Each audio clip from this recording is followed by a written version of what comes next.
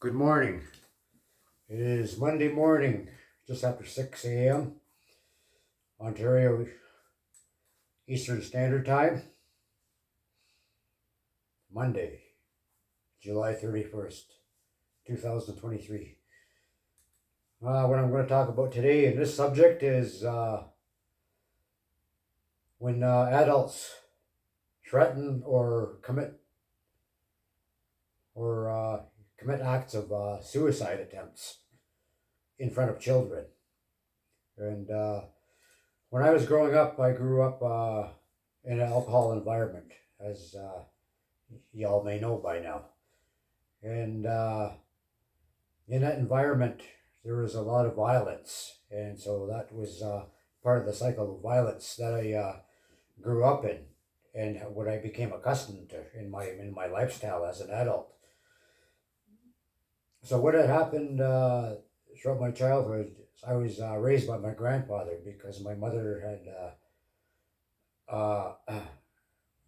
let my grandpa take custody, and my grandpa adopted me, and she started another family on a Kettle Point Reserve. But I was living with my grandfather and her brother and my uncle. Sometimes, he stayed with us up until I was 7 years old. And at first, he didn't use alcohol. He was always sober, and he became like a father figure to me. But my grandfather used a lot of alcohol.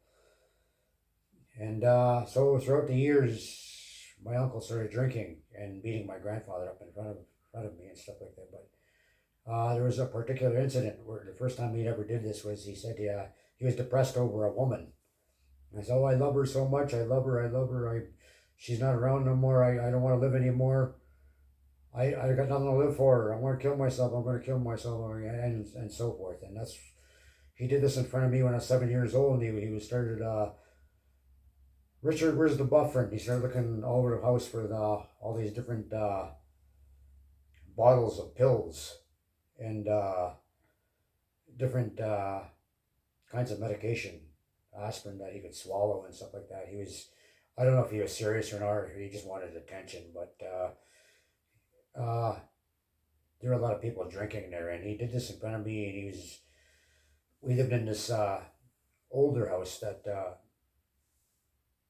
I grew up in here on Tashmo and on Amjanung, and there was no there wasn't much to this house. It was a very old house.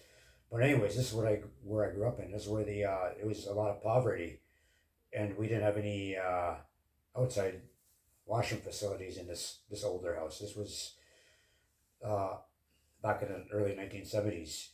So he was threatening suicide, and he did this in front of me, and the cops had to come and get him after. But he sat there and after he took these pills, and I sat there with him. I was convinced. I was only 7 years old, but I was convinced that he was gonna die right there in front of me. And so this is you don't tell kids that. You don't do this shit in front of kids. Okay, they remember this for the rest of their lives. You don't ever say stuff like that to kids. But this is what he was saying. I'm gonna kill myself. And I got no reason to live. I love her, and under no circumstances you don't tell that to children.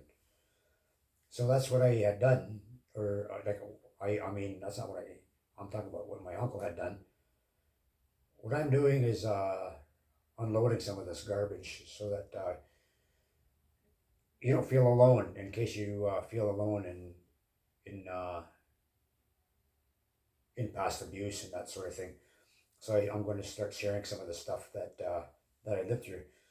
So the next person in my family to do this was my aunt, his sister, and she did the same thing. I'm going to kill myself. I hate myself. I'm going to kill myself. And she started swallowing all these pills. And uh, but I forgot to finish that. My uncle, the police had to come in to get my uncle.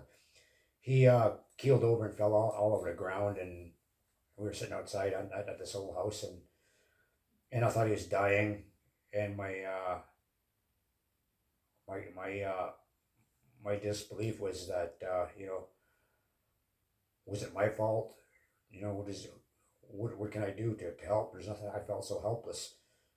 But the police came, got him, and they pumped his stomach, got all these pills out of him and all that. He came back the next morning. He was all better, but he done this about what a dozen times after that. There was other times, but anyways, my aunt did it again, or after this, and she traumatized me when I was 10. She did it in front of me too. She used to stay with us.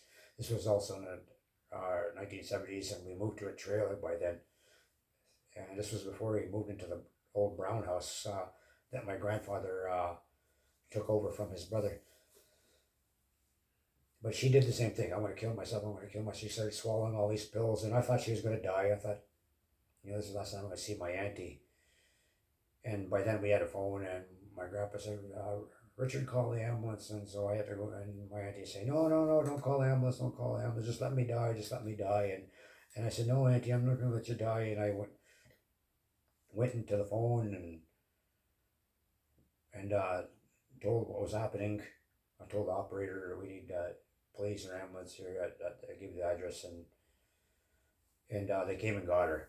And by the time the stretcher came, she started falling asleep and passing out. I don't know if she was doing it just for show or if it was really happening. But she'd swallowed all the pills in front of me, and I thought she was gonna die. So, and my uncle did this a lot more than anybody else, and he would slash his wrists all the time, cut himself up and stuff. And oh, I'm gonna kill myself. I'm gonna kill myself, and then I don't want to live no more. And just drinking beer, and all I could smell was beer, and he'd smash beer bottles and cut himself up with it and stuff like that. Did this, and like just total asshole. And he's doing this in front of me when I was 10, 11 years old, and so stuff like that. I began to grow up with this in my own lifestyle, and I did stuff like that too. And but I wanted to finish off with my childhood. My grandfather also, he would I would be playing with toys on the floor when I was 6, 7 years old, and he said, "Oh, I don't know if I want to live anymore. I should just drive into a gasoline truck or drive the car off the road or smash into another car or smash it. Sometimes I feel like smashing into a gasoline truck." He would say stuff like that. So, and he's telling me, I'm not a doctor with a PhD. I'm not a psychiatrist, so I'm only 6, 7 years old. But yet he's telling me all his problems, and he's telling me talking about suicide and stuff like that too. And and so my uncle did it, my aunt did it, and so I did a lot of crazy shit because this is what you're teaching your kids.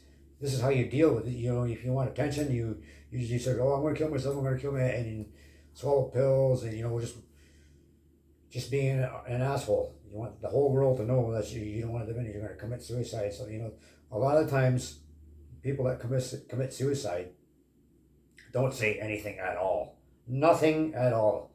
I've seen people do that, commit suicide, and you wouldn't even think there was anything wrong with them, that they were depressed or anything. They just up and they're gone just like that because they chose to not live anymore. So I think about people like that, and folks out there that talk about suicide, think about stuff like that too. People that are going to commit suicide don't go talk about it and make threats and stuff like that. They just do it. And I'm not encouraging it. I'm saying talk to somebody first, but do not talk to your children and tell your children you're going to do this, and do not bring your children in any way into harm's way, or oh, I'm going to take my whole family with me sort of thing. Don't even talk shit like that either. And it's just, you're traumatizing your kids. You're traumatizing all children. It doesn't matter who they are. So you don't say that in front of kids. You don't use a kid for that kind of to unload that kind of garbage. It's just a child. I was only a child when my grandfather used to talk like that to me. I was playing with toys on the floor and listening to him talk about him driving gasoline trucks in front of cars. I was just bawling my eyes out. Of course, I was always bawling. I didn't understand. I thought he was really going to do it, maybe even with me in it. So I was always scared of my uncle and my grandfather because the way they talked like that. And today I have about, when I want to talk and unload, I have Oreo here. I don't know if you can see him. He's a little bit upside down here, but he's my security blanket, and he helps me get through everything. And so there's outlets that you can unload that stuff, and when you go into treatment talk and stuff, and so never under any circumstances bring children into threats of violence or acts of violence or anything like that. And with that, everyone have a good week, a good and a good day. Miigwech, Bamampi Minak Wabin. Thank you. I'll see you again later. Miigwech Kanawaya. Thank you, everyone.